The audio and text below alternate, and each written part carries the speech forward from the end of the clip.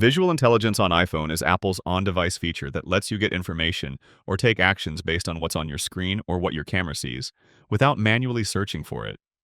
It's a nice concept, but unfortunately, just like Apple Intelligence in general, this thing doesn't currently work very well. On iPhones, with Camera Control button, you launch Visual Intelligence by pressing and holding the Camera Control button. You can also configure to launch it via Control Center or the Action button. It claims to recognize text, objects, animals, plants, landmarks, and things like that. I tried it on a few of my cameras.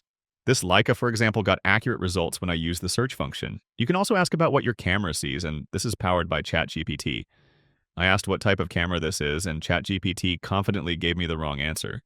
Maybe that's a difficult object to identify, so I figured I'd try something easier. Next, I tried it with my GoPro camera, which should have been a pretty easy test because this particular model has a unique look and cannot be confused with any other model. At this point, I started getting an error saying, ChatGPT is only available if you are 13 years or older. Okay, sure. Not sure where this came from, but I ran into the same issue multiple times during my testing. Ask again and it's confidently incorrect again, somehow seeing a blue number 11 logo in the front. Not sure where it sees 11, but okay. Visual intelligence is also supposed to be able to give you info on screenshots, but my experiences with those are just as poor, and I'm not going to recommend it. Overall, this is a very half-baked feature, and it's unusual of Apple to release anything this bad.